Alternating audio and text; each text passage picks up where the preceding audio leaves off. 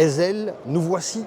C'est le retour du salon de l'auto-moto. Donc salon de la moto, ça recommence, c'est génial. On est à Bruxelles, on va au Palais Neuf, on y va.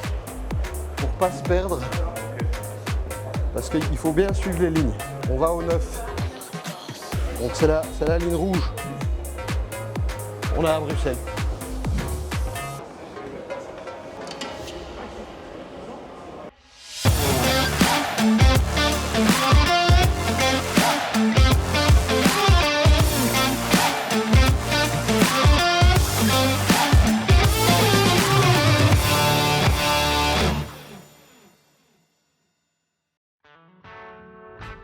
Voyagez avec votre moto. Voyagez avec Bike to Beach. Ça y est, on y est. Palais Neuf, salon de Bruxelles, bonjour. On va faire le tour du salon ensemble. Je vous propose une émission entièrement consacrée au salon de l'auto et moto. De retour enfin. On va visiter ce salon et ça va être sympa. Je vous invite à me suivre.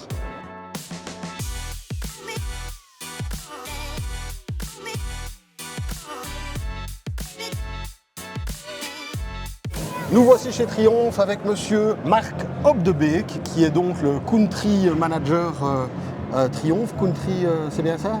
Oui, Country Manager Benelux. Oui, enfin bref, c'est le grand patron de chez Triumph Benelux, voilà, c'est tout ça. Et donc, mon cher Marc, qu'est-ce que tu as à nous dire pour cette année 2026? Est-ce qu'il y a des nouveaux objectifs? Il y a des nouveautés, on en a une sous les yeux. Oui. Qu'est-ce que tu as à nous dire par rapport à Triumph?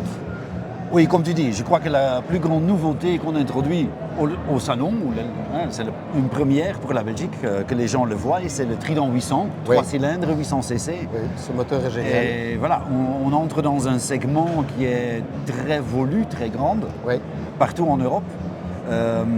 Et avant, on avait toujours le Street Triple dans le même segment, mais qui est quand même d'un autre niveau de prix. Oui, absolument. Alors, l'introduction du Trident 800, pour nous, c'est très, très, très important. Oui, et je pense que pour avoir essayé le 800, que je trouve absolument génial, à mon avis, ça va être très chouette à essayer, et ça fera certainement partie de mes essais de l'année. Okay. En dehors de ça, quoi? En dehors de ça, naturellement, on a renouvelé notre gamme classique, mais les classiques des classiques, ça veut dire on reste quand même très classique avec nos modèles, on change très peu parce qu'ils sont visuellement, parce qu'ils sont quand même iconiques. Mais il y a surtout la technologie qui se trouve dedans qui a été renouvelée. Et ça, c'est aussi un changement qui se fait pas trop régulièrement, mais qu'on vient de faire. L'émission précédente, en fait, on avait la fameuse présentation de la gamme Bonneville en Californie. Et effectivement, ce sont des modèles qui sont absolument superbes, qu'il ne faut pas dénaturer. Et les évolutions principales sont au niveau de l'électronique, avec boîtier inertiel, poignée sans câble, les genres de choses. Et donc, ça permet un affinement de tous les réglages électroniques qui mettent plus de sécurité, avec une électronique moins contraignante qui donne plus de naturel. Oui, c'est ça. Voilà. Et c'est aussi, naturellement, le conducteur qui aime bien les classiques a aussi droit aux dernières évolutions technologiques pour sa sécurité et pour sa conduite fantastique. En général. En 2026, Triumph restera légendaire. On est chez Triumph, alors on commence par celle-ci. Alors c'est un Scrambler 1200 dans une livrée tout à fait particulière, c'est XE. Alors c'est une moto qui est un peu néo-rétro, mais qui a même des vraies capacités off-road. Je les ai testées au lancement du modèle et le look est assez délirant. Et alors aussi la hauteur de selle, je dois avouer que c'est une moto qui est fort haute, mais elle est destinée à aller dans les chemins et donc il faut des grandes suspensions. Au contraire de la petite sœur qui est juste derrière moi, que je vous ai présenté dernièrement dans l'émission de janvier, puisque cette moto a fait partie de le fameux test qu'on a fait en Californie pour la gamme Bonneville, dont celle-ci faisait partie, dont le Bobber 1200 fait partie aussi. Celle-là, je la trouve absolument magnifique. Moi, je trouve que c'est une moto qui a un style tout à fait particulier. Le moteur, j'adore, et le look aussi. J'aime vraiment beaucoup cette moto. En deuxième moto, pour moi, ce serait juste idéal. Lors de cette présentation de la gamme Bonneville, la Bonneville, elle est là. Elle existe en T100 ou en T120, donc traduction avec le 900 ou le 1200. Et donc, si vous voulez avoir des infos, regardez l'émission du mois de janvier et vous en saurez plus. Alors ici, on passe sur quelque chose d'à nouveau assez néo-rétro, on peut le dire. C'est une nouvelle base, c'est avec le 400 cm3, Donc on est sur un modèle avec un look bien particulier. C'est un Scrambler 400 XC. C'est un moteur que j'avais essayé dans le Roadster. Petit moteur très volontaire, très agréable, très souple. Donc c'est une moto qui va certainement trouver des acheteurs parce que voilà, c'est une moto qui est tout sauf élitiste et qui est une chouette petite moto sans trop de puissance. Bon, en 400, vous avez évidemment ici la petite qu'on avait aussi essayée. Et donc, voilà, même base moteur, le 400 cm3. À l'inverse absolu en termes de petite cylindrée, là on arrive sur la cylindrée maximale d'un moteur puisqu'on est sur la Rocket. Et la Rocket, c'est quand même 2,3 litres. 2,3 litres en 3 cylindres. Pas besoin de vous dire que les pistons doivent être comme ça. Alors ça, je l'ai aussi essayé, elle est aussi sur la chaîne, moteur absolument exceptionnel. C'est une moto qui est indescriptible de par ses qualités moteur, un 2,3 litres, c'est un moteur de bagnole. Dans une moto, eh bien, c'est franchement une moto qui n'est pas du tout aussi lourde qu'elle en a l'air. C'est une moto avec grosse accélération et je peux vous assurer que l'accélération elle est bien au rendez-vous. Et là on est dans une version, elle existe aussi dans une version Roadster un peu plus sportive. Ici c'est la Rocket 3 GT. La Speed Trip 1200, on l'a aussi essayé dernièrement. Bon, ça c'est une machine de guerre. La grosse nouveauté du salon, c'est effectivement l'apparition du moteur 800 cm3, le 3 cylindres, qui a été donc réalisé, qui était une base de 675. Alors en fait, ils ont pris deux moteurs, ils ont pris le 675 qui était dans la Daytona et dans la Street Triple. Ils ont adapté un haut moteur qui vient d'un autre modèle, enfin ils ont fait un mix de moteurs pour arriver à ceci qui est le Trident 800 cm3. 3 cylindres et c'est un moteur que j'ai déjà essayé puisqu'ils l'ont installé dans un autre cadre qui est la Tiger 800 qui est là-bas derrière et ce moteur est absolument génial. C'est vraiment un moteur qui a été une très très belle découverte 2025 pour moi. Il a vraiment des qualités géniales. C'est un vrai 3 cylindres et un 3 cylindres ça reste toujours une architecture moteur absolument géniale. Comme je vous en parlais tout à l'heure sur le stand Ducati, Triumph s'y met aussi. Donc ici, on est sur la TF 450X. On est sur une moto d'enduro 450 cm3. Et donc, ça veut dire que Triumph rentre aussi dans ce marché avec des motos de cross et des motos d'enduro. Des motos très spécifiques qui ont été étudiées. Et donc, c'est vrai que c'est assez étonnant de voir ces marques rentrer dans ce style de marché, mais bon, force est de constater que ça a l'air de marcher et les résultats en course ne devraient pas tarder. Alors, petite aussi innovation électrique, eh bien Triumph présente des modèles pour enfants, des modèles électriques qui sont en fait à la base sortis des usines Osset, qui est une marque très connue, une marque américaine qui fait des petites motos de trial électriques depuis plus de 10 ans. Et donc elles sont brandées Triumph, comme vous pouvez le constater ici. Vous pouvez aussi donc investir et acheter une petite Triumph pour vos enfants. Très chouette petit joujou. Me voici au guidon d'une Triumph Tiger Sport 800 Tour. Traduction, en fait c'est la Tiger qui a tout simplement été suréquipée pour le voyage. Donc ça veut dire plus de protection, de la bagagerie, plus d'options pour le voyage. Donc c'est vraiment une moto qui a été créée, comme d'autres constructeurs le font aussi. Ils ont une version de base et ils ont une version full option pour le voyage. Et c'est le cas de cette 800 qui doit en faire une arme. Enfin voilà, une fois de plus, je l'ai déjà dit, mais le moteur est comme ça. Tiger Rally Explorer 1200. Alors c'est une moto qui est sortie quand même il y a déjà quelques années et qui n'arrête pas d'évoluer.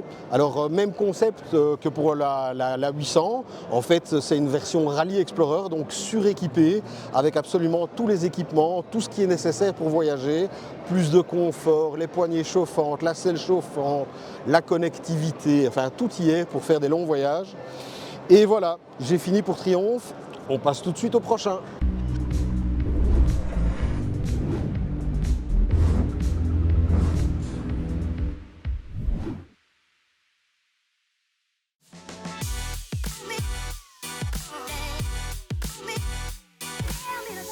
Nous voici chez Ducati avec monsieur Thomas Grofis, marketing manager Benelux pour Ducati. Et bonjour, félicitations, superbe stand comme toujours. Merci. Alors pour 2026, qu'est-ce que tu as envie de nous dire ? 2026 pour Ducati, c'est une année pleine de nouveautés. Comme on peut le voir sur le stand, il y en a déjà quelques-unes. Maintenant, il y en a encore d'autres qui vont arriver un peu plus tard dans l'année. Les grosses nouveautés, on a la Monster qui arrive, hein, Monster avec le V2. Fameux V2, ouais. Exactement. Donc une nouvelle réitération qui arrive avec ce réservoir qui rappelle un peu les versions, on va dire, précédentes du modèle, surtout les premières versions. Ouais. Retour aux sources. Exactement. Grosse nouveauté aussi, la nouvelle Hypermotard. Ouais, elle est superbe. Qui effectivement est super. On n'a pas encore eu l'occasion de tester, mais on est plutôt curieux. Oui, moi aussi. J'imagine. On a aussi cette superbe Multistrada V4 Rally dans un nouveau coloris avec ses jantes dorées qui est magnifique. Elle est très jolie avec ses coloris. Je dois dire que vous avez un peu innové au niveau des coloris. C'est pas mal du tout, c'est franchement. Tout à fait. On a aussi les nouvelles livrées avec ici la livrée de Marc Marquez sur la Panigale V2 qui est aussi une moto magnifique. Et cette superbe Panigale V4R. Des objectifs, un objectif particulier, des changements, des objectifs, des challenges surtout aussi. Cette année, comme vous savez, on a l'arrivée de la gamme off-road. Donc on a commencé avec les crosses. Cette gamme, elle est en train de grandir petit à petit avec d'autres modèles qui sont arrivés, comme la 250 qui roule déjà aussi en championnat d'Italie, et aussi avec des modèles d'enduro. Oui, j'ai vu. Et pour rebondir un peu là-dessus, on a aussi évidemment une nouvelle Desert X qui est encore dans les cartons et qui va arriver dans les semaines à venir. Avec le V2. Avec le V2, évidemment. Mais celle-là a déjà été présentée à l'EICMA et vous en saurez un peu plus assez rapidement. Ok, écoute, je te remercie. Je te souhaite un excellent salon, de bonnes ventes, une bonne année. Ducati en 2026, c'est l'innovation et l'émotion.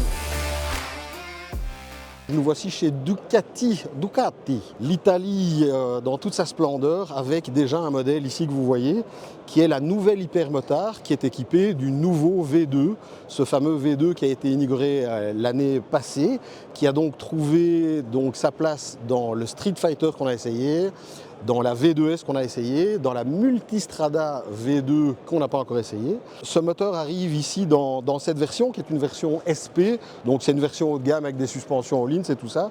Et ça, c'est une arme, enfin c'est surtout un très très gros jouet, un jouet à faire plein de bêtises. Et c'est le genre de moto, quand je l'ai dans les mains, je fais que des bêtises. Il y a aussi la famille RS, qui a vu encore un modèle se rajouter dans la famille RS.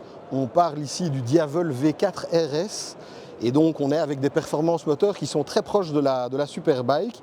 On est de nouveau sur un accastillage de folie en termes d'équipement, avec toujours un gros monobras, un pneu arrière gigantesque. Alors c'est vraiment ce qu'on appelle un muscle bike, donc une moto muscle.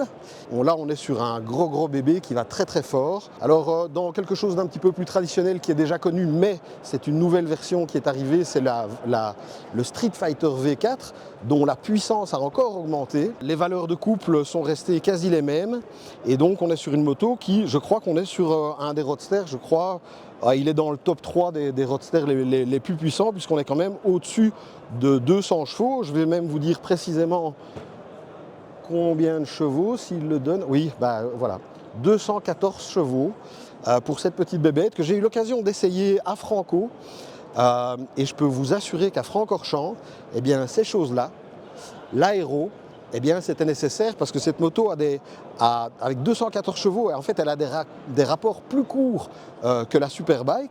Et donc, en fait, c'est une moto qui accélère encore plus fort puisque les rapports sont plus courts.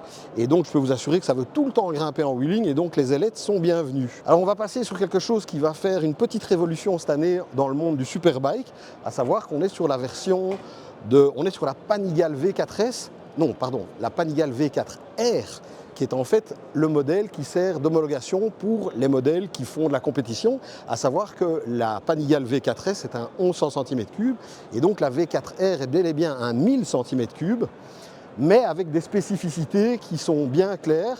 Ça veut dire que c'est la base de la moto de course pour le Superbike, pour tous les championnats qui existent en Superbike, donc en 1000 cm3, cette moto est homologuée. Alors c'est une des motos les plus chères de la production pour l'homologuer, ce qui en fait évidemment une base exceptionnelle. Alors évidemment, l'aéro a été encore affiné. Si vous regardez sur les flancs au niveau du bas des carénages, eh bien vous vous rendrez compte que là en fait, on a l'arrivée d'appendices aéro. Quand vous êtes sur l'angle, en fait, c'est pour faire effet de sol, donc c'est pour donner plus d'appui à la moto quand elle est sur l'angle, pour aspirer de l'air et en fait la pousser vers le bas. Et donc, oui, c'est encore l'évolution de l'aéro. Ici, au niveau de l'aéro, ici, on voit aussi que l'ailette se termine par de nouveau ici une partie plate qui n'existe pas sur le modèle normal. On est sur un modèle avec un bidon en alu brossé. Ça, c'est toujours le cas sur les V4R. On est avec un embrayage anti-dribble à sec, avec cette sonorité très particulière. Et donc là, on est vraiment sur la base ultime pour faire de la compétition. Et c'est d'ores et déjà une des motos les plus performantes, puisqu'elle a terminé 2e au championnat l'année passée, derrière la BMW de Toprak. Et donc cette moto, aux mains de Nico Boulega, va jouer le championnat du monde Superbike cette année. Et je ne serais pas étonné, pour moi, il est favori avec cette moto. Et donc on va la voir. Alors à noter, en fait, la disparition du monobras pour un double bras oscillant qui est plus rigide, plus léger et qui donne plus de stabilité. Alors on continue avec une édition spéciale Marc Marquez de la Panigale V2 qui est très jolie. Je dois avouer que les coloris sont vraiment top. Bon, hommage au titre de champion du monde de Marc Marquez en 2025, bien évidemment. Toujours ce fameux moteur V2 de l'année passée, il est arrivé aussi dans le Monster, qui est de nouveau un nouveau modèle.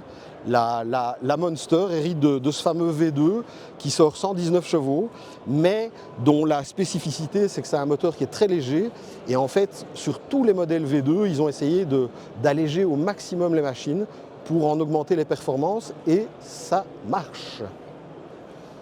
Bon, alors un grand classique, une des motos aussi les plus vendues, on est sur la Multistrada V4, ici dans une version rallye, avec des nouveaux coloris qui sont très jolis, un peu inhabituels pour Ducati, mais on est quand même sur une moto, on n'a pas besoin de vous dire que là elle est équipée pour voyager et voyager loin, mais donc c'est une des valeurs sûres de chez Ducati, c'est la V4. Elle existe, vous avez la V2, toujours avec ce fameux moteur,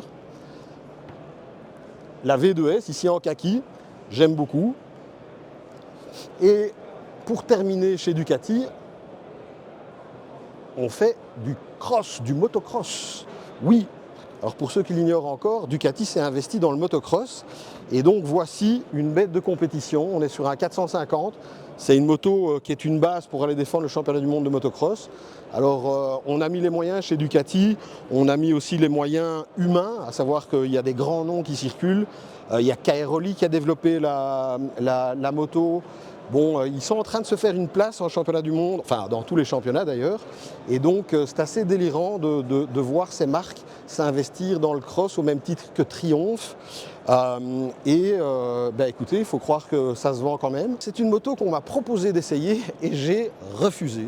Alors pour une raison simple, c'est que pour monter sur ces engins-là, il faut avoir une condition physique de malade. Si vous essayez ça sur un circuit de cross, il faut avoir des bras de fou, c'est extrêmement physique. Une 450, ça pousse, les gens n'imaginent pas à quel point ça pousse parce que ça ne pèse rien. Et donc j'ai préféré zapper cet essai parce que je ne me sentais pas suffisamment compétent que pour essayer correctement cette moto.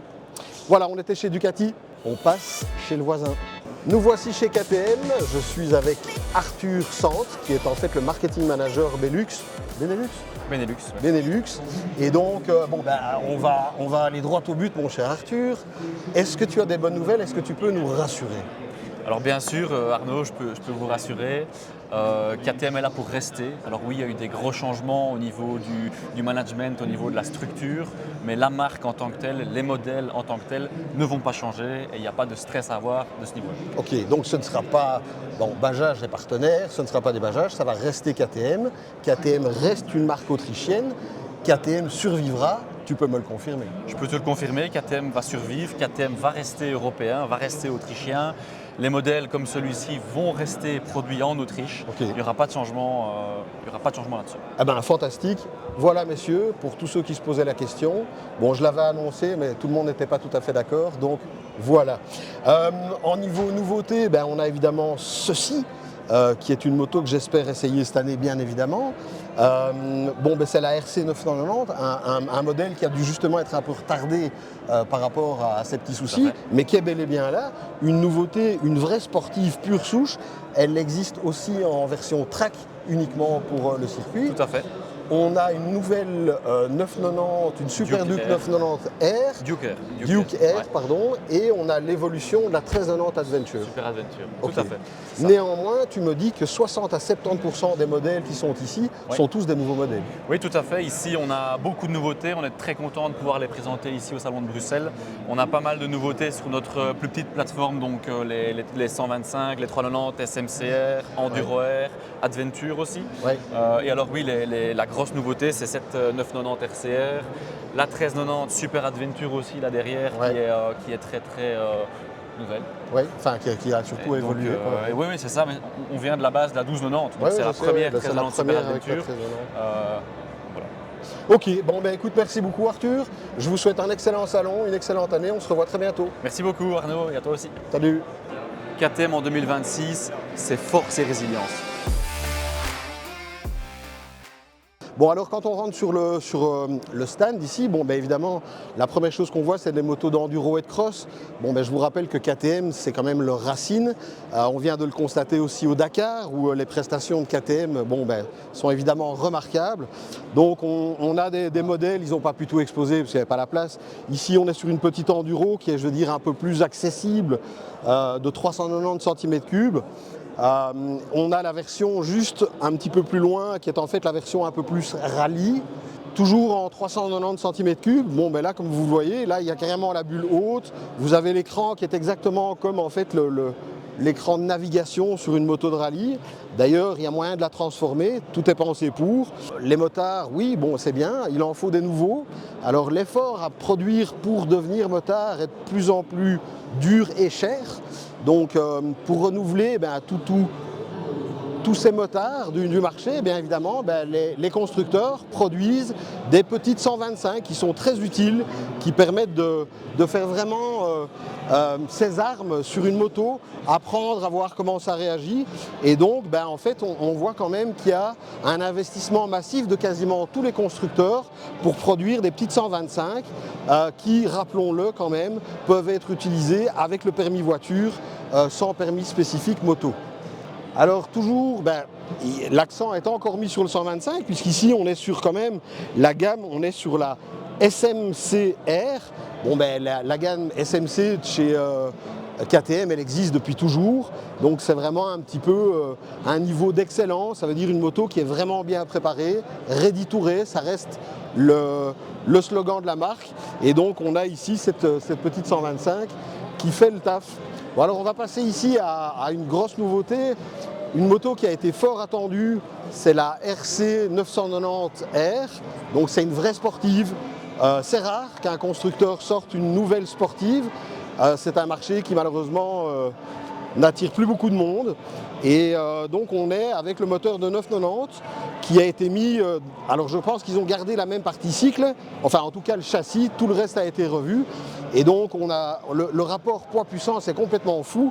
Et donc c'est des motos qui ne sont pas aussi puissantes que les superbikes de nos jours, mais qui de par leur capacité moteur et leur poids permettent de rivaliser sur certains petits circuits. On note aussi l'arrivée de la Duke 990R qui est ici présente. Donc KTM est bien là avec des nouveautés, avec aussi un nouvel écran. Alors lui il est vraiment costaud, il est gigantesque. Et donc oui, les 990, c'est un moteur qui est vraiment exceptionnel à utiliser, c'est un moteur que j'aime beaucoup. Alors comme vous l'aurez constaté depuis le début du salon, en fait, ce que la plupart des constructeurs ont fait, c'est qu'ils ont tous amélioré l'électronique. Ils ont quasiment tous adopté un boîtier inertiel qui permet d'utiliser l'électronique avec de l'angle, avec de l'ABS cornering, avec poignée de gaz électronique. Et donc les packages électroniques n'arrêtent pas de grimper parce qu'en fait les systèmes sont de plus en plus puissants, de plus en plus rapides. Et donc c'est le cas. Et donc 60 à 70% de tout ce que vous voyez ici sur le stand de KTM représente des nouveautés ou des évolutions de modèles existants. Donc KTM est bel et bien là et compte bien reprendre ses parts de marché. Et donc ils ont fait aussi la 1390 Super Adventure. Donc le 1390 trouve sa place dans un modèle Super Adventure. Et ça, c'est une moto qu'on va évidemment essayer cette année et qui va faire un massacre. Bon, mais KTM, c'est aussi évidemment Husqvarna. Et Husqvarna, l'air de rien, ils ont quand même des super modèles. Alors ils ont principalement axé ça sur le super motard, aussi sur le cross, sur l'enduro. Donc on n'a que 4 modèles ici au salon. On a la fameuse Norden 901 aussi, qui est un modèle qui est particulièrement efficace et joli selon moi. Et puis on a la gamme Vitpilen, Mark Pilen, les 801. Donc là j'ai fait l'essai de la 801 il y a quelques mois. Je me suis éclaté avec cette moto et donc vous pouvez retrouver l'essai sur la chaîne. On est chez Kawasaki, on est chez les Verts, le stand est immense, je vous le fais rapide. Kawa, la SX 1100 Ninja, ici en version SE avec un nouveau coloris en bleu, la même en vert, la petite Ninja 650, super moto. Là on est sur le Z650, c'est toujours le même moteur. Et là on est sur le Z900. Alors de l'autre côté, on est un peu plus sportif là. Alors on a la Ninja 500 SE toujours avec un nouveau coloris. Vous avez la ZX4 RR que j'ai déjà essayé plusieurs fois mais qui fera l'objet d'un test particulier à Francorchamps. Tenez-vous bien. Alors évidemment on a toujours la ZX6R qui existe. C'est une des rares 600 qui persiste. C'est un 636 cm3. Là, on a la ZX10, alors ça, c'est un tout nouveau modèle, donc c'est l'évolution. C'est quand même une moto qui a gagné 6 fois le championnat du monde Superbike avec Jonathan Rea.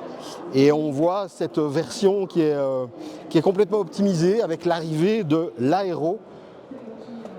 Et donc, c'est un package très connu, c'est une moto très performante. Alors ici, on est sur la famille des fameuses H2. Alors les H2, c'est les fameux moteurs compressés qui sont aussi dans la gamme Bimota qu'on va voir après. La Z1100 qu'on a essayé dernièrement en Belgique.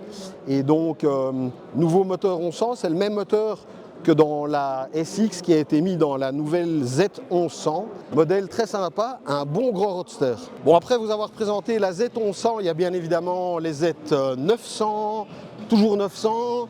Vous avez la Z650 et ça, on va en parler un petit peu plus ici. Donc on est sur une Z650S. Alors chez Kawa, un tarif très agressif à 7 499 € et on est sur un petit bicylindre en ligne calé à 270 de 650 cm3. Donc une fois de plus, une moto très facile, une moto d'accès pour les jeunes permis disponible en A2 et donc la qualité permanente chez Kawasaki, les moteurs sont quand même toujours top et ça vaut la peine de le signaler. Alors on passe sur une gamme, il est vrai, assez peu vendue en Belgique. La Vulcan S et l'Eliminator. Alors je ne peux pas m'empêcher de me retourner vers ce qu'il y a derrière moi parce que j'ai roulé avec à Francorchamps. Vous la connaissez tous, la fameuse H2R. Et ici elle est dans une version full black avec pas la moindre touche verte ou presque.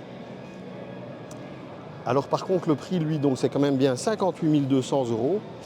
Et donc, ils annoncent 310 chevaux, mais aussi 326 chevaux avec l'air forcé à 14 000 tours minute.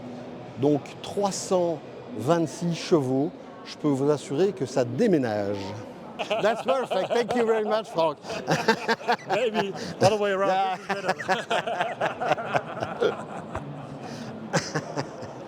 Bon, mais Kawasaki, c'est aussi des petites cylindrées.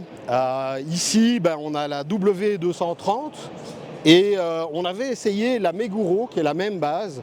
Et donc, l'air de rien, on avait essayé ça en Hollande et on avait beaucoup ri.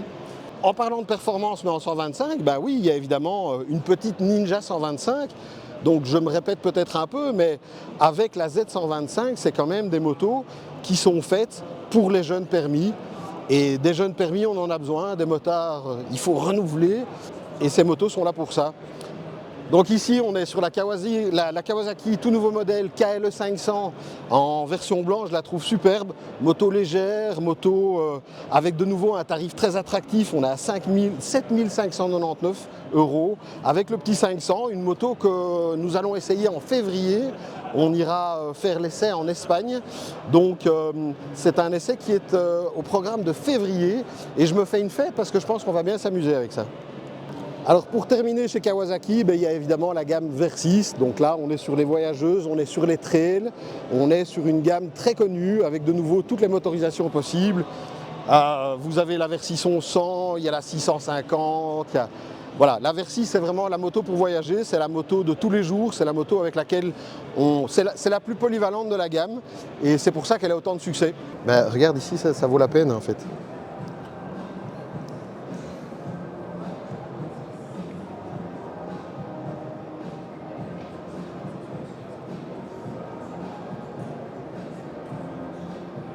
C'est dingue, hein? Spotify. What's up? You have two messages? Girlfriend? I think so. Bon ben voilà, c'était pour Kawasaki. Alors maintenant on va aller questionner un petit peu le manager de chez Kawasaki, Axel Weifels, qui va nous en dire un peu plus sur Kawasaki pour 2026. Axel est District Manager Benelux pour Kawasaki. Bonjour. Bonjour Arnaud. D'abord félicitations, très beau stand, beaucoup de motos qui sont là. Toute la gamme est là en fait. Toute la gamme est là, oui. Absolument. Oui, bon, on va évidemment parler des nouveautés. Alors nouveauté, pour toi, quelle est la nouveauté de l'année? C'est ça? La nouveauté de l'année, c'est effectivement la KLE 500. C'est un nouveau segment pour nous, donc c'est très important. Et on sort avec une moto qui est techniquement vraiment très intéressante à un prix d'attaque incroyable. Absolument. Et au niveau des nouveautés, vous avez quoi encore? On a aussi forcément très important la ZX10, qui est complètement renouvelée et qui est à un prix aussi très serré, qui a baissé en prix. Je dis une bêtise ou globalement sur toute la gamme, vous avez fait des efforts tarifaires assez importants? On a toujours été comme ça, oui. On se compare avec tout le marché, on se positionne toujours, on se positionne nous-mêmes dans un niveau de prix attrayant. Okay. Bon, mais la Z1100, on l'a déjà essayé, c'est quand même un nouveau modèle 2026. Je pense qu'il y a la RS 900, son nom précis c'est? La Z900 RS, en version normale ou en version SE, qui est complètement renouvelée. Pas de look, parce que le look c'est le fameux look rétro de la Z1 à l'époque, mais qui est techniquement complètement revu avec un nouveau bloc moteur, avec un quick shifter, avec toutes les électroniques, les aides électroniques. Donc ça, boîtier inertiel et tout ça quoi. Oui. Poignée électronique, enfin la totale quoi. Traction control selon l'angle, ABS, etc. Donc c'est vraiment le cruise control est dessus. Donc c'est le NEC Plus Ultra. C'était déjà une moto exceptionnelle. Maintenant elle a un niveau. Bon, en termes de nouveautés, il y a aussi la Z650S. Est-ce que tu peux m'en dire un peu plus? La Z650S, forcément, on est parti du modèle ancien, mais on a vraiment augmenté aussi la technologie, on a amélioré un petit peu le moteur, on a ajouté un quick shifter en option, et le look est complètement plus revu et plus jeune, plus dynamique.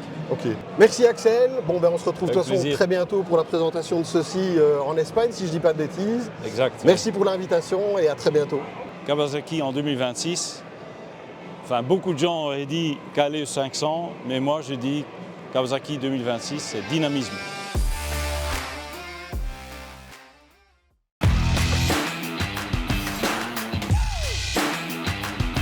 Découvre toute la gamme Kawasaki chez Mécanique Moto à Chaumont-Gistoux. Bimota, vous le savez, aujourd'hui, ça appartient à Kawasaki. Donc, en fait, on retrouve des écrins absolument magnifiques. On est vraiment sur du premium. Et donc, en fait, Bimota emprunte majoritairement le fameux moteur H2 chez Kawa, le fameux moteur compressé. Donc, c'est le cas pour quasiment tous les modèles de route, sauf un que je vous présente tout de suite. Alors, ici, on a la Bimota, la KB4, néo-rétro, très haut de gamme. 36 500 €, mais tout est taillé masse. On est vraiment sur du matériel d'exception. Alors la TSI H2, celle-ci c'est 64 733 €. On est sur de nouveau du très très haut de gamme. On a tout le train avant, qui est le fameux train avant Tesi que j'ai essayé sur la moto qui est là. Et donc c'est la Tesi H2 Terra, c'est un modèle qui est sur la chaîne, avec lequel on a pris beaucoup de plaisir, enfin j'ai pris beaucoup de plaisir, surtout Alex, qui a fait un petit wheeling derrière moi et qui a adoré ça. Enfin presque. 41 380 €, de nouveau toujours ce moteur complètement fou et un écrin de carbone, ce moteur Kawasaki. Et puis en dernière moto,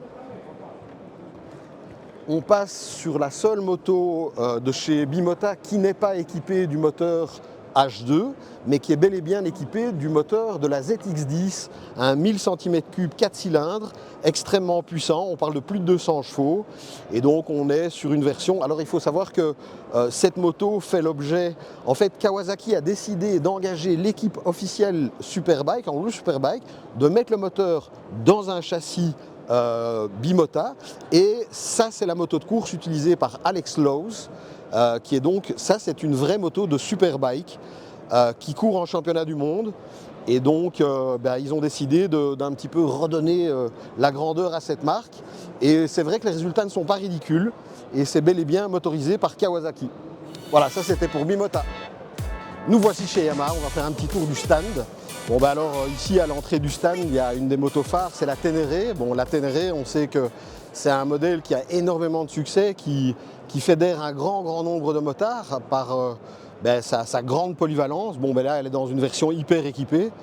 Et donc, Ténéré, ça fait jamais que 20 ou 30 ans que ça dure, et ça continue. On a la fameuse XSR 900 GP que vous voyez ici, dans sa version 70e anniversaire.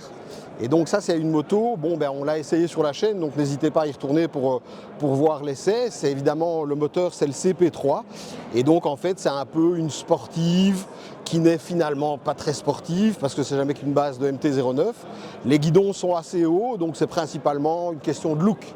On continue parce que la XSR, elle existe aussi ici dans une cylindrée inférieure, puisqu'on est sur la XSR 125, donc on retrouve le petit bloc 125 d'entrée de gamme, toujours sur une moto, toujours pour l'accès aux jeunes permis, pour l'accès à ceux qui veulent commencer la moto, et je vous y invite. Alors derrière moi, évidemment, on a toute la famille MT, qui est une famille extrêmement importante pour Yamaha, la famille MT 125, MT-07, MT-09. C'est des motos qui ont un succès, elles font des grosses parts de marché un peu partout. Il y a évidemment le système YAMT qui vient s'implémenter sur ces modèles en fonction du positionnement du moteur. Et donc c'est une famille qu'on connaît et qu'on reconnaît. Ici on arrive dans la deuxième partie de la partie Yamaha. Alors en fait vous avez derrière moi le Tracer 9 GT que nous avons essayé sur la chaîne et que je vous invite à retourner si vous voulez voir l'essai complet, qui a toute la gamme des scooters. Nous on est un peu moins scooter, on est moto, donc on va un peu zapper cette partie-là. Alors Yamaha, c'est aussi le cross, l'ADN, YZ, moi j'ai aussi roulé là-dessus il y a 20 ou 30 ans. Alors ici on est sur les tout nouveaux modèles, et juste à côté ici on a la version YZF 400F de 1998. Et donc on peut un petit peu voir les évolutions, les différences de look, les différences de plastique. Ces modèles n'arrêtent pas d'évoluer. Alors c'est vrai que ce n'est pas spécialement visible, mais c'est principalement au niveau des performances. Alors ici par exemple, ce que moi j'aime bien faire remarquer, c'est que si vous voulez, pour ceux qui ne connaissent rien en motorisation, en fait ils ont décidé de mettre le moteur avec une inclinaison légèrement dans l'autre sens, donc vers l'arrière, et en fait vous avez l'échappement qui sort bien de derrière et pas devant comme sur la majorité des modèles. Donc ça a été une histoire c'est pour recentrer les masses, donc les échappements partent ici, c'est aussi pour allonger la ligne d'échappement, pour pouvoir favoriser le couple, et donc l'admission se fait par devant, et donc la boîte à air est là, et donc ça c'est assez innovant pour les motos de cross. Ça existe depuis quelques années, mais beaucoup ne l'ont pas remarqué. Ici on est sur une œuvre d'art, une moto de collection, quelque chose de tout à fait exceptionnel. C'est une TZ 750 de 1979. Alors dites-vous bien que c'est un 750 2 temps Pas besoin de vous dire que la brutalité de cet objet est monstrueuse, à l'opposé de notre amie la R9, qui, elle, au contraire, est une sportive qu'on va qualifier de moderne et qui est, en fait, une moto beaucoup plus facile à appréhender. C'est des motos qui aujourd'hui ont une grande exploitabilité avec un moteur qui n'est pas du tout pointu. Et donc la R9, ça reste une des motos. Elle est rentrée en Super Sport l'année passée. Elle a directement gagné le championnat. Donc la R9 est d'ores et déjà une référence, particulièrement dans son coloris 70e anniversaire. Dans la famille des sportifs chez Yamaha, vous avez bien évidemment la R7 ici. Et vous avez aussi la R125. Alors beaucoup vont me dire, oui, ok, mais que sont devenus les R6 et les R1? Eh bien, ces deux modèles, R6 et R1, en fait, sont des modèles qui ne sont plus homologués. Donc ça veut dire qu'ils sont encore disponibles à la vente, mais ils sont non immatriculables. Ce sont des motos que vous pouvez acheter, mais qui sont réservées à la piste.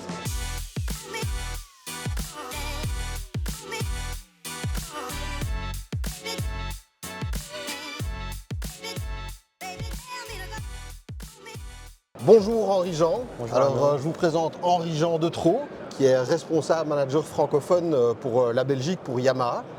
Yamaha Belgique. Et donc Henri-Jean, d'abord bonne année, ça c'était une première chose. Vous aussi. On est ici sur le salon. Bon, alors pour 2026, certes vous fêtez les 70 ans, ça tu vas nous en parler. Mais globalement, qu'as-tu à dire à propos de Yamaha pour cette année? Bienvenue chez Yam, bonne année. Yamaha célèbre ses 70 ans. Ouais. Ça renforce son image de marque qualitative et sa fiabilité durable. Ouais. Yamaha se distingue depuis 7 décennies par son innovation, ses produits et sa fiabilité. Ouais. On renforce cette notoriété avec 5 modèles Yam les plus vendus dans le top 10 en Belgique. Bon, au niveau technique, je sais qu'il y a aussi l'arrivée enfin pas l'arrivée parce qu'elle est là depuis longtemps, mais la boîte YKMT, il y a des nouveautés, il y a des spécificités? On continue à diversifier nos modèles en variante YKMT. Ouais. C'est notre boîte robotisée. Ouais. Ça mixe vraiment confort et plaisir, tu l'as déjà dit. Je le connais bien, oui. Et je me pose toujours la question d'ailleurs, mais personne ne sait me répondre, s'il va y avoir le YKMT sur la R9, mais tout ça est en suspens. Est-ce que tu as quelque chose à rajouter? On peut compter sur un réseau de professionnels, un réseau de concessionnaires professionnels qui garantit une expertise affinée et un service client de qualité. Le réseau est continuellement formé aux innovations techniques et commerciales. Ouais. Et ça, c'est quand même super. De plus en plus de machines sont produites en Europe. Ça, c'est un plus aussi. Oui, effectivement. Yam, aujourd'hui, c'est 5 ans de garantie, 5 ans d'assistance. Hyper important. 5 ans de garantie, 5 ans d'assistance. Pour le client. Bon, écoute, j'ai plus qu'à te souhaiter un excellent salon. À vous aussi. De bonnes ventes pour cette année. Merci. Et puis, on se revoit très bientôt. Yamaha 2026, en un mot, 70e anniversaire.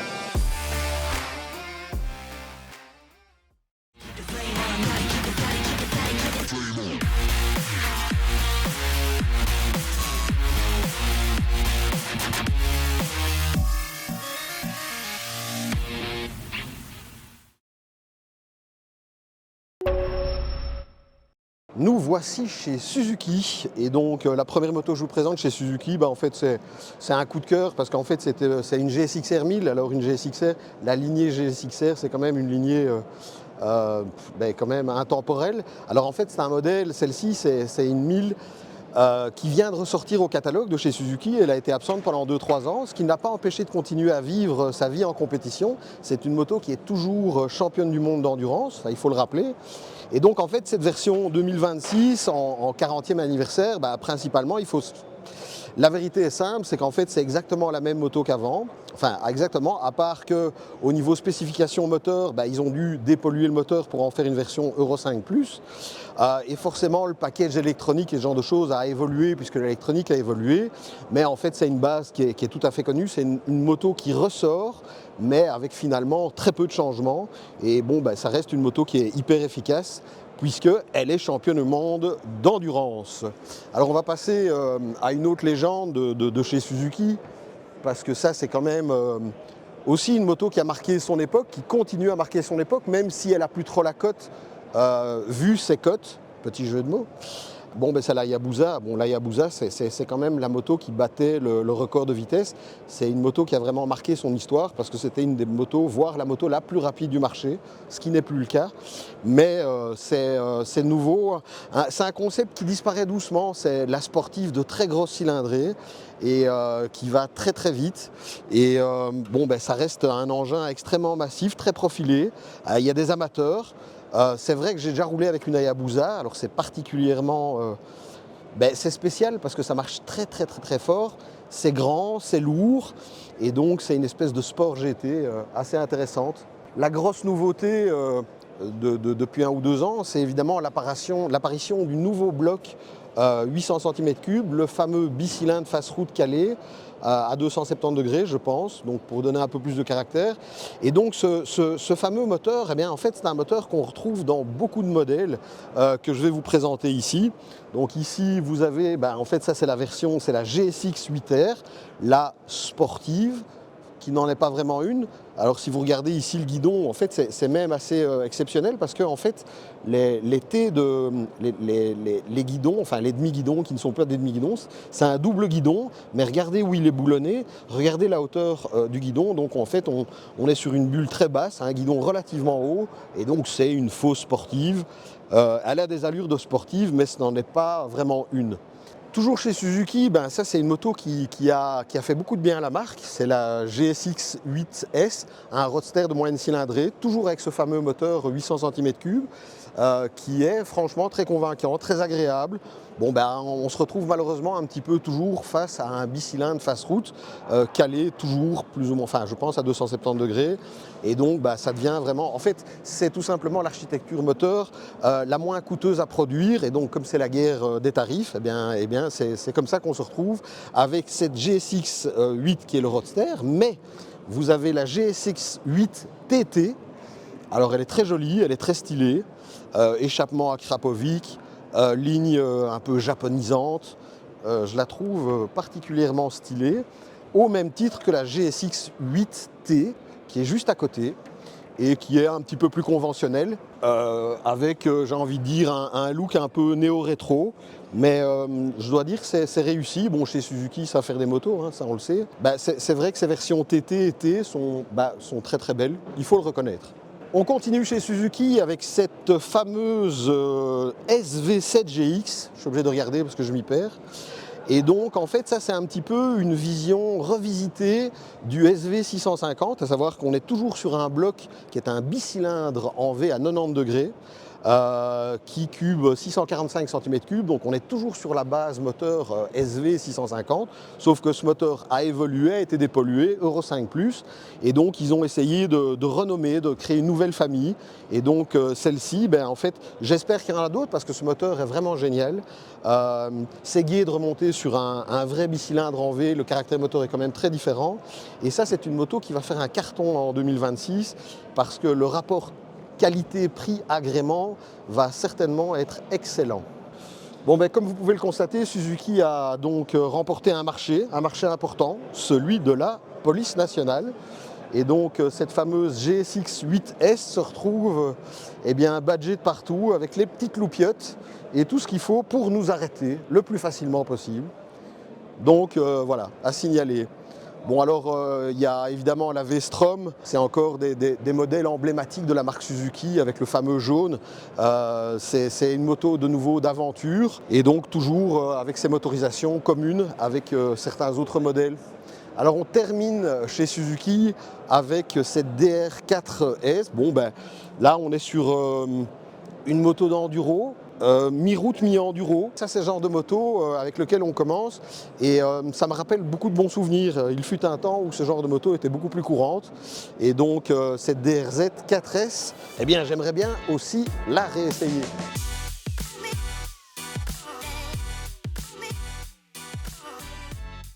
Nous voici chez Honda, premier constructeur mondial, et je suis en compagnie de monsieur Vincent Vorussel, qui est en fait le directeur moto Belgique pour Honda. Donc c'est vous qui gérez toute la partie moto de chez Honda. C'est bien ça, oui. Alors pour cette année 2026, qu'est-ce que vous avez à nous annoncer? Alors on a beaucoup de choses à annoncer. On a 3 nouveaux modèles très importants pour notre gamme, à commencer par le modèle que vous voyez ici, la CB1000 GT. qui est vraiment un modèle amené à devenir un de nos best-sellers pendant l'année 2026. Certes. À côté de ça, on a la renaissance d'un modèle iconique avec la CB1000F, qui est vraiment un clin d'œil au CB750 des années 80 qui ont fait la renommée de Freddie Spencer dans les championnats américains, etc. Et la dernière et non des moindres, le lancement de toute première moto électrique, la WN7, qui s'annonce vraiment intéressante en termes de sensations de conduite qu'on peut apporter aux consommateurs. Fantastique. Bon alors la boîte automatique moto se démocratise, se généralise. Vous êtes pionnier en la matière. Oui. Est-ce qu'il y a des nouveautés à ce sujet? Oui, alors il y a des nouveautés. Alors, comme vous le disiez, effectivement, on est le pionnier en la matière au niveau de la boîte DCT, puisqu'on en est déjà maintenant à la 5e génération, avec systématiquement, constamment des améliorations qui sont apportées. Mais à côté de ça, on a la technologie Clutch, qui a pour vocation d'apporter beaucoup plus de confort d'utilisation aux pilotes. Cette technologie Clutch était jusqu'à présent disponible pour les modèles 650 cm3. On l'a élargie maintenant au modèle 500 cm3 et 750 cm3 avec une poignée de gaz throttle by wire pour beaucoup plus de convenience pour le pilote. Fantastique. Bah écoutez, je vous remercie. Merci à vous. Je vous souhaite un excellent salon. Merci. De nombreuses ventes comme chaque année. Ça s'annonce bien. À très bientôt. Merci, à bientôt. Honda en 2026 en un mot, satisfaction client. Alors, première moto à présenter chez Honda, ici la CB1000 GT. Alors ça, c'est une moto qui va toucher pas mal de monde. On est sur un trail, il faut le dire, un trail routier sur base du nouveau moteur 1000 cm3, le 4 cylindres de chez Honda, qui équipe aussi la Hornet 1000 qu'on va voir tout de suite. Bon, ben ici, c'est clairement, une fois de plus, orienté vers le voyage, la balade, une moto extrêmement polyvalente avec plein d'options, avec possibilité d'avoir le DCT, toutes ces choses-là. Donc CB1000 GT, c'est une moto qui va certainement très très bien se vendre. Alors personnellement, la suivante, la CB1000F, moi je la trouve magnifique. Alors c'est vrai que c'est un grand clin d'œil à son ancêtre, la CB750, et là on l'a en 1000. Bon alors c'est le même moteur qui équipe cette moto, mais c'est du néo-rétro, mais je la trouve très belle. Il y a un paquet de constructeurs qui s'étaient intéressés à ce style de moto. Il y avait Suzuki, il y avait Kawasaki, enfin il y en a eu beaucoup. Et en fait Honda nous sort à nouveau un modèle comme ça, et je trouve ça vraiment bien parce que cette moto a de la gueule et en plus elle est vraiment performante. Enfin les performances c'est exactement la même chose que celle-ci, puisque ça c'est la CB1000 Hornet, donc la Hornet 1000, qui est encensée dans tous les médias depuis l'année passée, depuis 2025, puisqu'elle est sortie l'année passée. Et donc c'est un super compromis avec un rapport qualité-prix exceptionnel, avec une puissance qui est tout à fait raisonnable, qui est aux alentours des 160 chevaux. Et donc c'est une moto qui a été essayée, approuvée, et qui a reçu énormément de commentaires positifs. Et donc l'Hornet 1000, bon, c'était un petit peu le coup de cœur Honda pour l'année 2025. Alors ce petit bébé s'appelle la WN7 et donc c'est un engin full électrique que j'espère avoir l'occasion d'essayer parce que, alors c'est vrai que j'ai déjà essayé quelques zéros, mais ce sera la première moto full électrique non zéro que j'essayerai, et de manière évidente quand Honda sort un modèle, c'est toujours quelque chose de bien abouti, quelque chose de éprouvé. Donc chez Honda on ne sort rien avant que ce soit parfait, et je suis très très curieux d'essayer ceci. Bon, que dire ici, on est un petit peu sur les légendes de chez Honda, on est sur l'Africa Twin. À ma gauche, vous avez la nouvelle Transalp avec le moteur 750. Bon, c'est des noms qui datent, c'est des noms qui sont là, mais qui sont mis à jour. C'est des motos qui restent dans l'histoire de chez Honda. Donc ces noms continuent à exister, mais avec des motos qui évoluent tout le temps. Alors l'Africa Twin, ça c'est vraiment une légende vivante. Et donc toute cette technologie apportée par Honda, tout ce qui est boîte automatique, embrayage, tout ça, enfin tout fait partie de ces packages, et on est sur des motos qui évoluent. Bon, ici on est clairement sur une moto de grand voyage.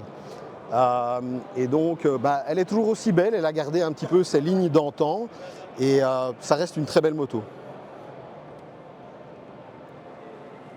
Alors ici, on est face à un manquement de ma part. Je n'ai jamais roulé en Goldwing, et à mon avis ça doit être assez exceptionnel. C'est encore une légende avec un moteur, un flat six. Bon, c'est le vaisseau amiral de chez Honda.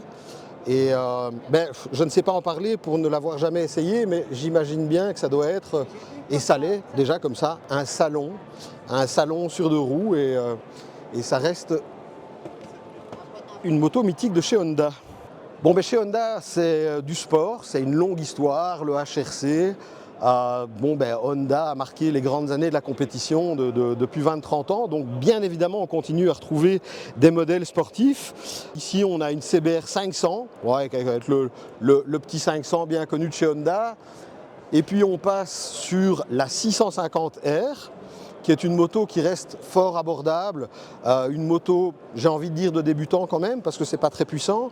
Alors une fois de plus, c'est une fausse sportive, parce que les guidons sont quand même fort hauts, et donc quand on est assis dessus, c'est une moto qui a quand même été étudiée plus pour le trajet quotidien, la vie de tous les jours. C'est une moto, de nouveau, c'est une sportive, mais assez polyvalente, que pour être utilisée tous les jours.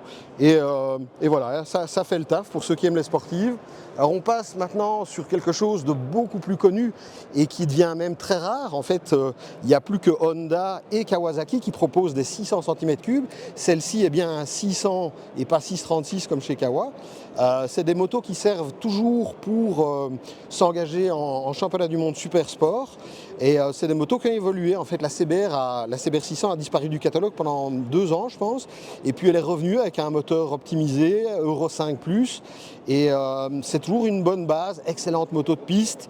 Une vraie sportive quand même. Alors un 600, c'est un moteur qui est quand même assez puissant. On parle de 120 à 130 chevaux, mais toute la puissance se trouve en haut, donc il faut avoir de l'espace pour que cette moto s'exprime. Mais si elle a besoin d'espace pour s'exprimer, alors sa voisine, elle a besoin de beaucoup d'espace. Elle, je la vois bien à Franco, je rêverais de l'essayer à Francorchamps. C'est exactement son style de terrain de jeu. On est sur ce qui se fait de mieux chez Honda en termes de partie cycle, de châssis, d'électronique, d'efficience. Bon, ça reste une moto qui est engagée en World Superbike. C'est une moto qui va de mieux en mieux en termes dans les championnats. Alors tous ceux qui l'essayent disent qu'ils sont très impressionnés par la puissance. Maintenant, au contraire de certaines autres, c'est un vrai 4 cylindres traditionnel non calé, et donc ça garde les caractéristiques d'un 4 cylindres. Donc vous avez énormément de puissance très haut. La puissance peut... forcément, ils font tout pour qu'elle soit la plus linéaire possible, mais c'est quand même une moto qui marche très bien à très haut, et donc il faut avoir un sacré bagage pour pouvoir l'exploiter, mais elle est superbe. Bon voilà, pour terminer chez Honda, bien évidemment Honda c'est aussi le motocross, c'est aussi l'enduro, c'est aussi le trial, c'est plein de choses. Tout n'est pas présent, mais ici on a cette CRF qui est bien jolie, et donc Honda, oui, c'est avant tout aussi une marque qui fait des motos de cross, d'enduro, et ils sont aussi présents au Dakar, comme vous l'aurez constaté. Donc c'est une marque qui compte dans le monde du 2 roues et du motocross et de l'enduro. C'était pour Honda.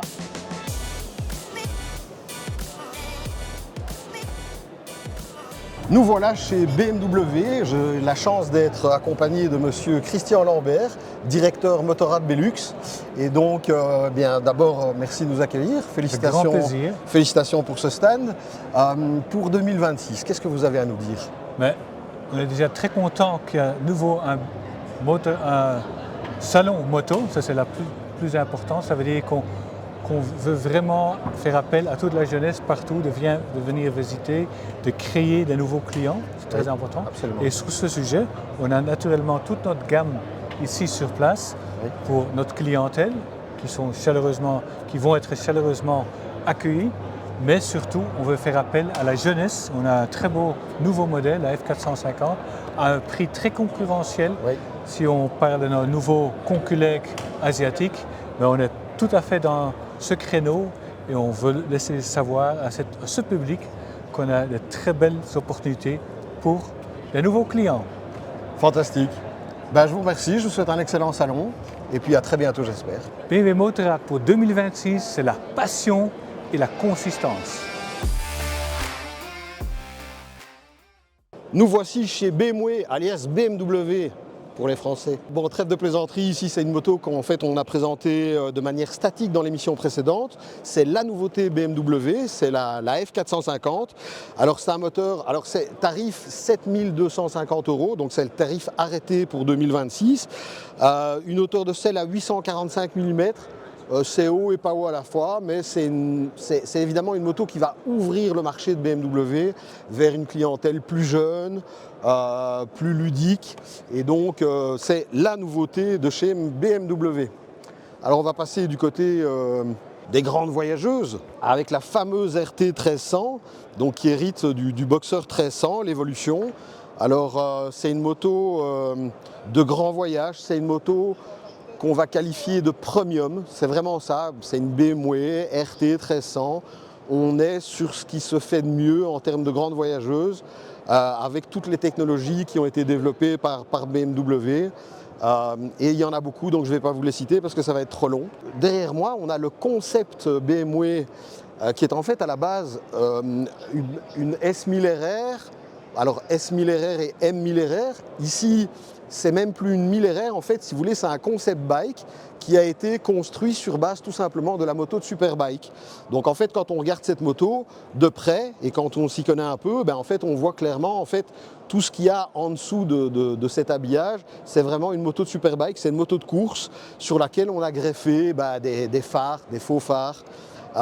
Sur laquelle on a greffé un peu d'habillage. Bon, c'est un concept bike, mais la vérité c'est que c'est tout simplement une moto de compétition qui a été rhabillée. Ce que vous avez sous les yeux est une S1000R passée en M, donc finalement une M1000R. Et donc traduction, en fait, c'est tout simplement le roadster qui hérite du moteur, précisément le même qu'il y a dans la la M1000RR. Et donc on est sur de nouveau un roadster qui développe un peu plus de 210 chevaux. Et bon, c'est un peu du délire. Bon, moi j'aime beaucoup parce que je prends du plaisir avec ces motos dont je connais bien les moteurs, mais voilà, soyons clairs, c'est assez difficile à utiliser sur route ouverte. Alors ici on a évidemment la S1000RR, donc la sportive, qui hérite de l'aéro qu'avait la M. Donc là, pour l'année passée et celle-ci, on a bien toute l'aéro ici qui est reprise. Et donc on est sur des spécifications moteurs qui sont un petit peu moins haut de gamme que la M. Donc c'est un moteur qui est un petit peu moins performant. Et donc il y a moins de titane, il y a moins de pièces forgées. En fait la M1000RR, c'est vraiment le modèle qui sert à l'homologation pour la compétition. Et donc celle-ci, c'est la sportive de route qui fait quand même 200 chevaux et qui est quand même avec toute l'électronique complète, les suspensions électroniques et tout. Donc voilà, c'est encore genre de truc pour faire beaucoup de journées circuit particulièrement. Bon, tantôt on a parlé de la 450, la GS, alors on va les appeler, elles sont toutes F et puis GS. Donc ça c'est la 800 qui est suivie de la 900, qui ont la même base moteur, la même cylindrée, mais des spécifications techniques au niveau du moteur qui font que la 800 est un peu moins performante. Enfin, elle n'a pas été poussée autant que cette 900. Et puis, tout en haut de la hiérarchie GS, on a évidemment la 1300, qui est une moto qu'on a déjà essayée, qu'on a déjà réessayée. C'est vraiment une des motos qui est leader du marché. C'est sans doute peut-être le gros trail le plus vendu en Europe. Et donc, on est sur un produit extrêmement connu. Alors la R12, c'est quand même un beau petit clin d'œil au Dakar et aux grandes années 70-80. On est vraiment sur un look Remember. Et ça a principalement, c'est forcément, alors quand on regarde, il faut savoir que l'électronique et tout ça, tout est le même, donc on est sur une moto bien moderne. On est toujours avec un moteur 1200, mais voilà, on a le look de l'époque, avec les couleurs de l'époque, et c'est assez sympa. Moi ça me fait penser à Gaston Rayet, évidemment, et donc de bons souvenirs. La 1300G, ce qu'on vient de voir, c'est la version de base. Alors la version Adventure, qu'on a aussi essayé, là on est nouveau sur le full option, enfin full option chez BM, c'est un peu compliqué, à savoir que vous avez toujours la moto de base, il y a toujours des packs. Il y a des packs dont les prix sont parfois très conséquents, mais justifiés selon moi. Ici, on est de nouveau sur un peu une des motos les mieux vendues d'Europe, parce que c'est vrai que la version Adventure de la GS 1300 a toujours eu beaucoup de succès, principalement pour son bidon, qui permet de faire beaucoup moins le plein et qui donne aussi des possibilités de voyage un peu supérieures. Bon, chez BMW, ben évidemment, dans les roadsters, il y a aussi beaucoup de cylindrées, bon, particulièrement celle-ci, qui est donc la F900R qu'on a essayée. Et ce petit moteur 900 est très convaincant. Alors la voisine à côté, bon, ben ça c'est la gamme au-dessus, on est sur la R1300R. Alors ça c'est une moto que je n'ai pas encore essayée et qui va faire partie de mes essais 2026, même si elle a été présentée l'année passée, mais on n'a pas encore eu l'occasion d'essayer et donc ça ne saurait tarder. Et c'est assez particulier comme moto parce que là où vous ne le voyez pas évidemment, c'est que ce moteur en 1300 est fort large, je dirais même qu'il dépasse un petit peu limite les clignotants. Et pourtant, on dit beaucoup de bien au niveau de l'agilité, tout ça. Donc, je suis très curieux parce que tout ce poids bas et avancé, donc on va forcément plaquer l'avant au sol, ça c'est pas mal. Mais je suis curieux de voir un petit peu quel sera son comportement et son moteur dans une moto qui est forcément beaucoup plus légère que la GS. Et donc, les performances devraient être à la hausse. Bon, et pour finir chez BMW, on trouve ceci, c'est un concept bike Vision CE, donc la base est connue. Bon, c'est évidemment un clin d'œil au C1 à l'époque qui avait son fameux toit. Et donc ici, bon, ils ont mis une tubulure de protection. Bon, ça reste un concept bike. Si ça sort, je doute que ça sorte comme ça, mais bon, voilà, ça a le mérite d'exister.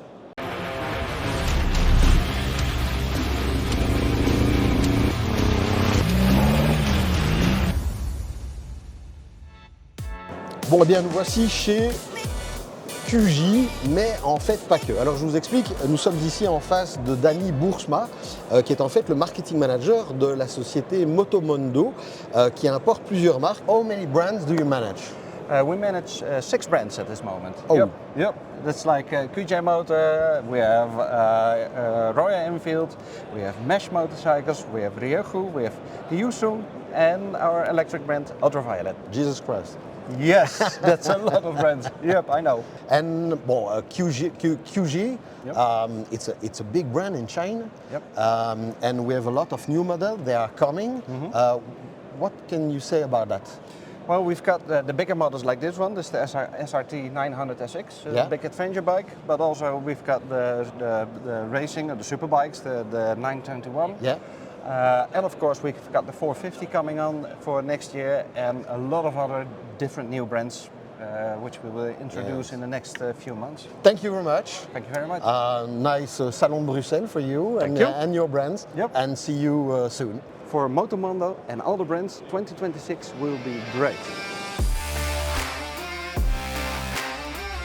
Bon, nous voici chez QJ Motor. Alors QJ Motor, selon moi, c'est très personnel, mais pour moi, c'est le deuxième constructeur chinois qui est en train de monter fort, plus fort que les autres. Alors on a certes CF Moto qui a déjà fait son entrée fracassante sur le marché, et là on est sur QJ. Alors QJ, en fait, le site chinois, il faut savoir que sur le site chinois, il y a plus de 40 modèles. Il faut savoir qu'il y a juste une partie de la production de QJ qui arrive en Europe, et donc ce sont des motos qui ont été choisies particulièrement par rapport à leur cylindrée, leur cible, pour être intégrées au marché européen. Alors on a une nouveauté ici avec la SRK 921 RR, qui est en fait une sportive de 900 cm3, de 921 cm3 précisément, et c'est un 4 cylindres en ligne, et donc c'est une vraie sportive. Alors on est sur des valeurs de puissance qui sont, je dirais, plus raisonnables que ce qu'on peut voir sur le reste des superbikes, mais voilà, c'est une des grandes nouveautés de QJ pour cette année, c'est celle-ci. Alors la SRT, on la connaît. Clairement, les parts de marché, on les voit, c'est pour aller se battre. On est sur un 900 cm3, on est sur évidemment un trail de voyage, comme il y en a beaucoup, comme il y en a de plus en plus, j'ai envie de dire.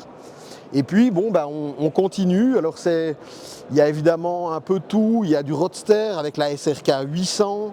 Ce qui est assez comique avec les Chinois, c'est qu'ils inventent des cylindrées qu'on n'a jamais vues avant. Et donc, ça, c'est plutôt sympa. Alors ici, on a la SRK à la 600 RS. Et donc ça, c'est un bicylindre en ligne. Donc on est nouveau sur du sportif. Là-bas, on a la SRV 600 qui est un V4 et donc un chopper, si je peux me permettre, en V4. C'est rarissime, c'est peut-être le seul chopper du marché qui est équipé d'un V4. Et puis on a des motos évidemment plus d'entrée de gamme avec du 125 cm3, c'est malin. D'autant plus que le tarif est de 3 699 €, pas besoin de vous dire que c'est abordable. Et donc voilà, bon, il faut comparer des poires avec des poires et des pommes avec des pommes, mais voilà, ça a le mérite d'exister, il faut tester et ça c'est pas encore fait. Bon alors QJ, on a un peu fait le tour, je vous propose de passer à côté parce que là, donc Motomondo est donc la société qui représente plusieurs marques dont Ultraviolet, et Ultraviolet, bah, là on est vraiment sur quelque chose de très très innovant, de complètement électrique et avec un look futuriste. Donc voici pour cette ultraviolette F77. Bon alors je vais être tout à fait sincère avec vous, je ne me suis pas encore penché franchement sur la liste technique de ce genre de moto parce qu'il y en a tellement. Ça évolue beaucoup, je pense qu'il y a aussi une forme de sportif qui va arriver, mais je vais vous montrer de plus près à quoi ressemble l'intérieur d'une ultraviolet et c'est là que ça devient intéressant. Bon ben voilà ce que c'est une moto électrique de nos jours. Alors vous avez toute la partie moteur et transmission qui est ici, qui est finalement assez petite. Mais évidemment, le gros bloc, le gros poids, ben, ce sont les batteries, c'est ici. Et donc, ben, de nos jours, voilà, à quoi ressemble une moto électrique particulièrement performante. Et donc, ça aussi, ça vaut la peine d'être essayé. Royal Enfield, une marque qui évolue bien plus qu'on l'imagine. Alors on est sur des cylindrés, on a des 350, des 450 et une majorité de 650. Et donc c'est une marque qui innove. Alors en fait, eux, ils ont une recette un peu particulière qui dénote. Ils restent toujours dans le revival, toujours dans le rétro, voire néo-rétro. Peut-être un peu moins avec ce modèle qui est juste là, qui est l'Himalayan, qui a beaucoup de succès. Mais celle-ci, je la trouve absolument magnifique. Et comme vous pouvez le constater sur les images, eh bien, les looks, ils ont vraiment fait un effort. Le designer de chez Royal Enfield, bah, je le trouve doué, même s'il fait que du classique. Mais les coloris sont absolument magnifiques. Et en plus, ces motos sont vraiment agréables à rouler. Exactement le style de moto que j'adore. Non, sans blague, c'est stylé, c'est vraiment sympa. Mais que dire? Pour moi, non. Mais c'est une belle moto. Bon, on est toujours chez Motomondo, mais une fois de plus, on est ici chez Mash. Bon, alors Mash, ils existent depuis longtemps. Bon, Bash, ils sortent, c'est aussi des Chinois, évidemment. Alors là, ils font une sportive qui est de nouveau une espèce de faux sportive, à savoir que les guidons sont très hauts. Bon, c'est stylé, c'est motorisé, c'est un 7,5. Et en fait, c'est un bicylindre face-route que vous avez ici en dessous et qui est plutôt étroit. D'ailleurs, la moto est assez fine. Et donc c'est un 750 bicylindre face-route, mais je vais vous montrer une autre moto qui a exactement la même motorisation, mais qui est légèrement différente. Coucou, me voici ici face à la Mash 750 GT. Alors c'est une moto qui fait parler d'elle parce que, bon ben, elle a une filiation visuelle assez évidente avec une marque bavaroise, mais bon, ce que je trouve assez délirant, c'est qu'en fait, ils ont donné du volume, un volume maximal à cette moto, alors que eh bien, la motorisation reste de 750 cm3. On est sur un moteur qui développe entre 70 et 80 chevaux, et donc ils ont mis ce bloc moteur dans cette moto qui est gigantesque, alors que le moteur est minuscule, enfin minuscule, il n'est pas grand, quoi. Entrez dans la légende et vivez l'expérience Royal Enfield.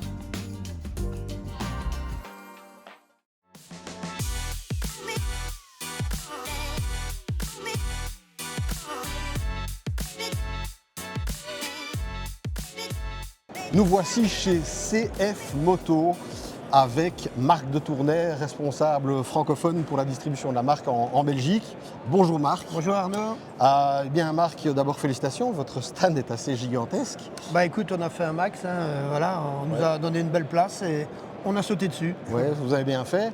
Bon bah on va pas se mentir, CF Moto c'est un peu la révélation chinoise de ces dernières années, particulièrement l'année passée, donc j'imagine que pour 2026 vous avez des objectifs à la hausse. Ah ben 2025 était déjà exceptionnel, c'est clair, mais c'est que je crois que le début. On espère, on extrapole, je veux dire, plus ou moins 2000 immatriculations sur le Benelux, bien entendu. Okay. La Hollande compte énormément aussi. Pour 2026, vous en aviez combien en 2025? Je crois qu'on arrive à 1600. Ok, très bien. Bon, des nouveautés, il y a la MTX 1000 évidemment, qui est the nouveauté 2026. Oui, MTX 1000, donc extrapolation de la MTX 800 avec le moteur 990 dedans, 115 chevaux, donc encore un peu plus performant pour la moto, et vraiment c'est la nouveauté 2026. Bon, bien évidemment, on est très impatient de l'essayer, n'est-ce pas? Un peu de patience. Bon, en tout cas, je te souhaite un excellent salon, de bonnes ventes toute l'année, et on se revoit très bientôt. Merci beaucoup. Salut à tous. Pour moi, CF Moto 2026, top 5.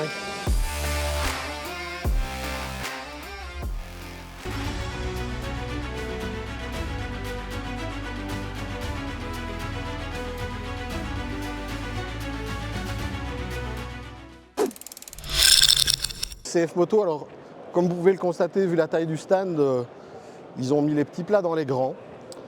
Et quand on parle de petits plats dans les grands, en fait la grosse nouveauté chez CF Moto cette année, ça va être celle-ci, c'est la 1000 MTX, donc cette fameuse famille MTX qui s'agrandit, et donc ce nouveau moteur 990 qui arrive dans une partie cycle, alors qui a déjà fait... Bon, on les a essayés, donc ces motos sont vraiment performantes. Je suis évidemment très curieux de l'essayer. Alors, coloris assez habituel pour CF sur la MTX 1000. Qu'on retrouve ici. Alors ici c'est la 800 que vous pouvez retrouver sur la chaîne. La 800 MT qui est donc une version un peu plus routière. Ici on a la 700 MT que j'avais essayé en début 2025, qui a évolué en termes de look, donc aussi en termes d'équipement et d'électronique. Donc c'est une moto qui a déjà évolué, la 700, et donc moto qui est très performante, très performante entre 700, 800, 990. Il y a évidemment des différences de cylindrée, il y en a un petit peu pour tous les goûts, il y en a un petit peu aussi pour tous les portefeuilles. Alors on sait que c'est un constructeur chinois et que bien évidemment les tarifs sont très compétitifs. Néanmoins, on voit quand même que le marché se resserre, l'arrivée des Chinois compresse un peu les prix, et donc globalement pour le consommateur c'est quand même un plus. Alors on a encore une nouveauté chez CF Moto non négligeable. Ici c'est la CF 450 Rally. Donc en fait c'est une évolution du modèle 450 que j'ai aussi essayé, que vous pouvez aussi retrouver sur la chaîne, sauf qu'ici on y retrouve un pot à Krapovic, on y retrouve un habillage qui est un peu plus enduro rallye, donc c'est vraiment une moto, d'ailleurs quand on regarde les pneus on comprend vite que c'est une moto pour aller s'échapper dans les chemins, donc c'est la version 450 rallye et c'est une moto qui va à mon avis avoir beaucoup de succès. Bon, pour la suite, si vous voulez, là on reste sur la gamme CF Moto qu'on connaît bien aujourd'hui, malgré qu'il y ait encore des évolutions, parce que comme vous le voyez ici avec la 800 NK au niveau de l'échappement et ce genre de choses, donc ils font beaucoup d'efforts au niveau du look, ils font beaucoup d'efforts au niveau du design. C'est des motos qui ne volent pas leur identité à d'autres marques, et ça je trouve ça très important.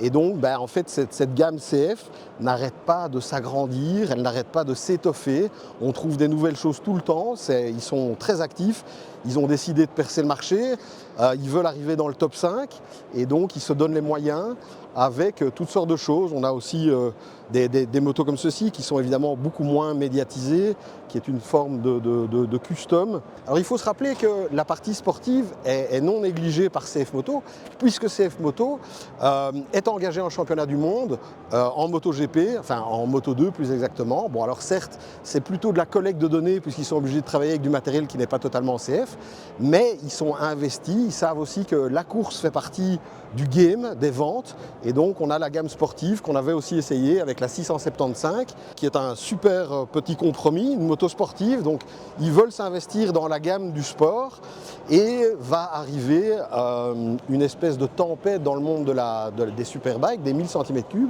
puisqu'ils ont développé un V4 de 990 cm3, enfin 1000 cm3, et donc on annonce quand même 212 chevaux pour cette moto, et ça veut dire que CF va arriver avec une vraie superbike sur le marché pour l'année prochaine, et ça risque de faire trembler la concurrence, donc je l'attends impatiemment et j'espère l'essayer. En guise de conclusion, CF Moto est là plus que jamais, ils ont des ambitions énormes, ils arrivent sur le marché, enfin ils ne font pas que arriver, ils confirment leur arrivée sur le marché, et on va les surveiller de très près cette année.